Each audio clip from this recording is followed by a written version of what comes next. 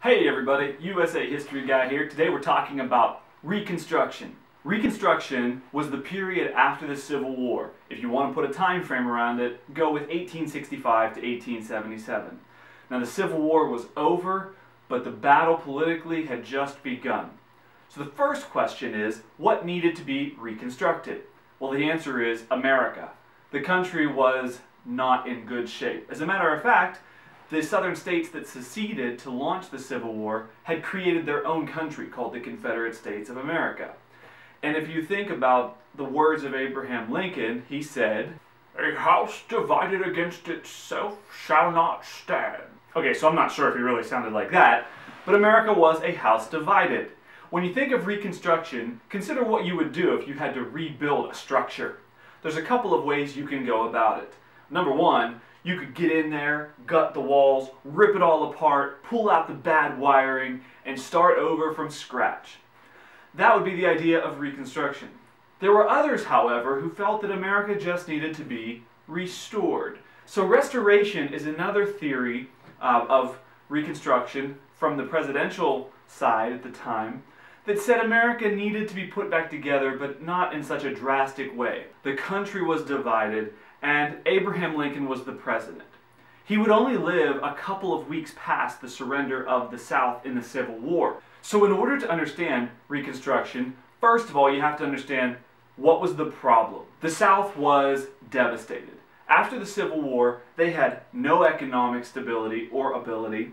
They had no political equality. They had no political power. They had no social equality. 25% of men of fighting age in the South were killed during the Civil War, and that doesn't even count all of those who were wounded. The two presidents who are most significant in this story are Abraham Lincoln and his successor at the time of his death, Vice President Andrew Johnson. Now, in order to understand what was going on politically, here's a simple way to remember the Republicans.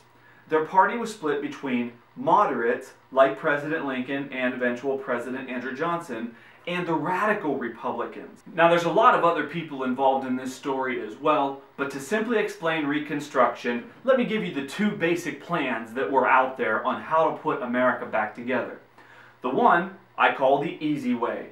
Abraham Lincoln actually supported what became known as the 10% plan, meaning if a southern state wanted to get readmittance into the Union, 10% of registered voters would have to agree to do a couple of specific things, like go along with the abolition of slavery and take an oath of loyalty to hold up their end of the bargain as America moved forward into this new world. On the other hand, there were people who said that was way too easy and they preferred the hard way, or the harder way.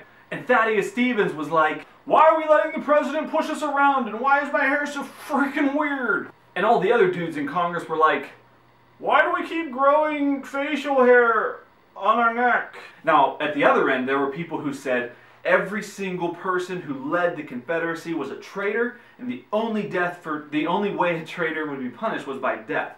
Make them all pay! Lincoln wanted to heal the nation and bring union, and continuing executions and fighting was not going to allow that to happen. The 10 southern states, still not readmitted into the Union, were able to get there by meeting in their state legislature, not having the official Confederate leaders who started all the problems in the first place, and as a state they could vote to ratify these important Civil War amendments that had been proposed by that point, the abolition of slavery, the citizenship, and so on. That all happened as part of writing their new state constitution, at which point they could go to the national government, meet with the rest of the Congress, and if their constitution for their state was approved, they could get readmitted. After Tennessee was the first of the 11 states to get readmitted, the next 10 started to fall one by one. So by 1868 you had Arkansas, Louisiana, Florida, Alabama, South Carolina, and North Carolina. The final 4 states of the Confederacy to be readmitted into the Union happened in 1870. Those were Mississippi, Texas, Georgia, and Virginia. So let's recap this simple overview of Reconstruction. It was a period after the Civil War of a number of years where the government was trying to figure out how to put the United States back together again. They finally did that, even though we know that the problems were not solved. So was Reconstruction successful? Well, if you look at Reconstruction as the goal of putting the Union back together, then mission accomplished. But there's still more to say about Reconstruction and this entire era, so we'll do that in another video.